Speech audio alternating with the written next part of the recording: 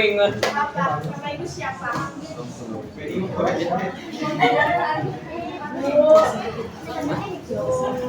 Josephine, ibu ya. Tadi pelajaran apa sebelum ibu? Pelajaran apa aja tadi? Tulis ya, nggak ada tugas. Belajar masyarakat. Kuis dong. Tebak siapa? Kuis ya.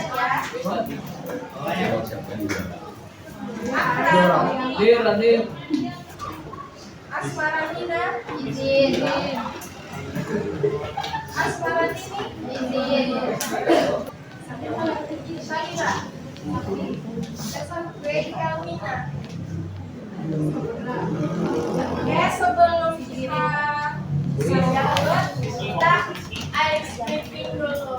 Lupa kata itu misalnya itu sebut matahari. Huruf terakhirnya I, cari kata huruf I-nya. Misalnya ilmu. Nah kan U-nya apa? Uang misalnya. G, G-nya apa? Contohnya apa G? Kanan ke kiri. Nasi. Ini buahnya. Uang. Oh ya. Mudah.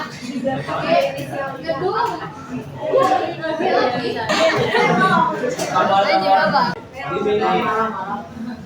Kalian pernah dengar istilah bimbingan konseling? Oh.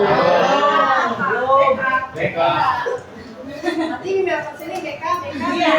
Iya, betul.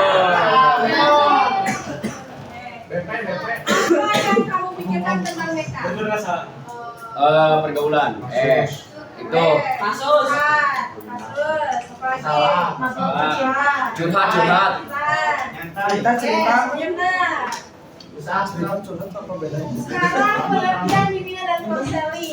Di sini bimbingan itu adalah suatu proses pemberian bantuan yang dilakukan oleh orang ahli kepada seorang individu atau kelompok dengan tujuan agar setiap individu tersebut dapat memahami dirinya sendiri, mengenal lingkungan dan merencanakan masa depannya. Jadi bimbingan itu bukan masalah, tapi sebelum terjadinya masalah. Misalnya nih kalian hampir telat setiap hari, dan 6.30 kalian udah datangnya 6.25 misalnya atau 6.29. Nah, itu layanan kalian bisa ke guru BK untuk mendapatkan layanan seperti manajemen waktu. Kalau bimbingan konseling itu memang tadi layanan bantuan yang dilakukan kami guru BK ke kalian gitu. Kalau misalnya ada masalah. Nah, kalau di BK itu kita ada 4 bidang. Kalian tahu 4 bidangnya apa? Bidang layanan BK. Apa ibu? 4 bidang layanan BK untuk siswa. Kalian ada jadi ada 4. Yang pertama itu pribadi. Yang kedua adalah sosial. Yang ketiga adalah belajar dan yang keempat adalah karir. 10 itu fokusnya ke pribadi sosial. Kenapa ibu cuma 2 itu? Nah, coba jawab. Aku jawab. Boleh kalau mau berpendapat. Karena kan masa transisi, jadi kan semua baru, jadi kita tuh harus beradaptasi lagi. Benar sekali. Jadi kalian itu masa peralihan ke SMP ke SMA dan masih beradaptasi di lingkungan sekolah, teman dan lain-lainnya. Katanya kayak gini loh, kayak Google Maps. Tahu Google Maps? Tahu tuh, kalian tuh Google Maps, tapi mereka ngasih arahan. Tapi keputusan ataupun jalannya atau solusinya dari kalian sendiri.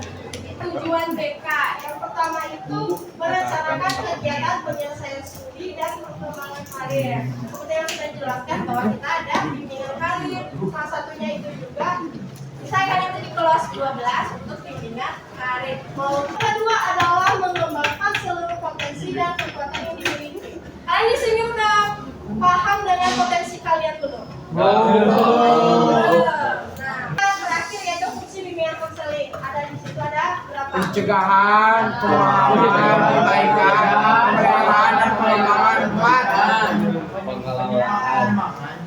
Fungsi pencegahan yaitu mencegah sebelum terjadinya masalah.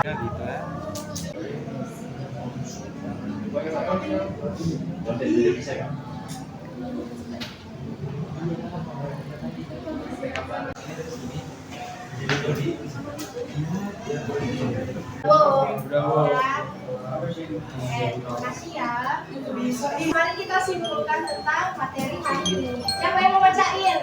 Oh. Boleh.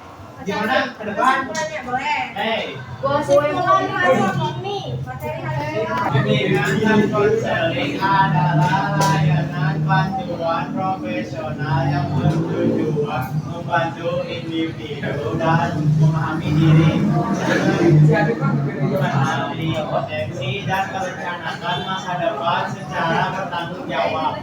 Tujuannya adalah membantu peserta didik mengembangkan diri secara optimal sesuai dengan kemampuan, bakat, dan lingkungan mereka.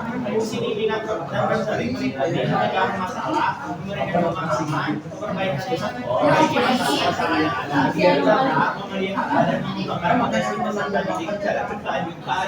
Oke, terima kasih. Jadi begitulah kesimpulan materi hari ini. Terima kasih yang sudah apresiasi dari Ibu. Terima kasih sudah mengikuti pelajaran dengan baik di mata pelajaran BK. Yeay.